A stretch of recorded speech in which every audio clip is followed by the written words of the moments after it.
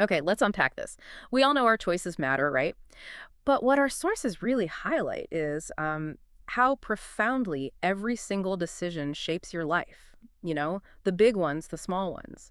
They all weave together. So today, we're taking a deep dive into that quiet power, the power of choice, and maybe more importantly, the hidden forces kind of nudging those choices along.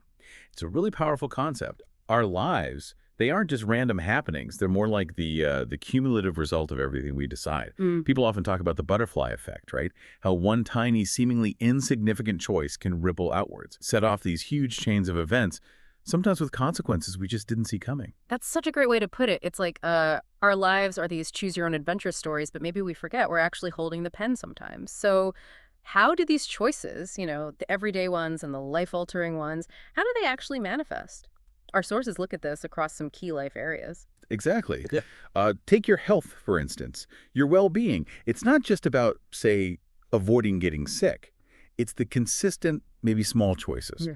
Prioritizing sleep or choosing healthier foods or, yeah, just deciding to take that walk in the morning. These little daily decisions, they fundamentally shape your energy levels, your resilience, even your mental clarity over time. It's like you're quietly writing this story of well-being, even if the payoff isn't immediate. Yeah, and you see that ripple effect straight into relationships too, don't you? Choices about, well, being open, showing empathy, how much trust you build, or even just how you handle disagreements. These aren't isolated moments, they're ongoing decisions that really determine how strong and lasting your connections are. Like choosing to really listen instead of just waiting to talk, that can shift everything. Couldn't agree more.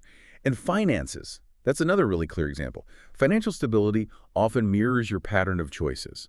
It's not always about the huge investment wins. Often it's the daily habits. Like, do you choose to learn new skills for your job? How do you approach spending versus saving? These kinds of decisions really dictate your path towards, well, wealth accumulation and security. Small, consistent choices compound hugely. It's fascinating, too, that personal growth isn't just something that happens to you. It's an active choice. Choosing to keep learning or deciding to face challenges instead of avoiding them or, actively trying to cultivate a more positive outlook. These aren't just personality traits. They're actual decisions that push you towards getting better, towards feeling more fulfilled instead of just staying put. Okay, so if our choices have this profound ripple effect, this huge impact across our lives, what's actually driving those decisions? What influences us often, maybe, without us even noticing? Right, and this is where the insights get really interesting, our choices. They're rarely purely logical or rational. They're shaped by this really complex mix of things, psychological factors, sociological ones. Psychologically, just think about how your emotions at any given moment can sway you. Fear might make you hesitant, maybe too cautious. Excitement might make you take bigger risks. Strong feelings can definitely override careful thinking. Happens all the time. It's amazing, isn't it, how much our feelings can sort of hijack what we think are purely rational choices. But it's not only emotions, is it? What about those mental shortcuts, biases? Precisely. Yeah. We all wrestle with cognitive biases. Things like the sunk cost fallacy. That's when you keep throwing time or money at something that's clearly not working just because you've already invested so much, Yeah. even when cutting your losses is the logical move. Hmm. Or confirmation bias, where you subconsciously look for information that just confirms what you already think and narrows your view, and so limits your options. And of course, your past experiences, how you see yourself, your self-esteem, that all heavily influences the choices you feel you can make. And it's not all internal stuff either. External factors, sociological ones, play a massive role. Think about peer pressure, that basic human desire to fit in, to follow the group, or how media and technology are constantly shaping what we want, how we see ourselves. That influences everything. What we buy, our lifestyle choices.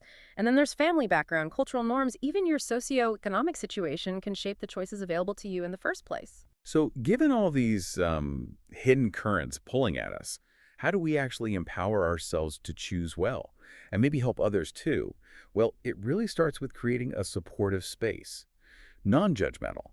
If you're trying to help someone else, practice really listening, empathy, be more of a sounding board, not just jumping in with solutions. That makes sense. And actually equipping yourself or others with some practical tools for decision making seems key too. Like first step, get clear on your actual goals, your values, what really matters to you.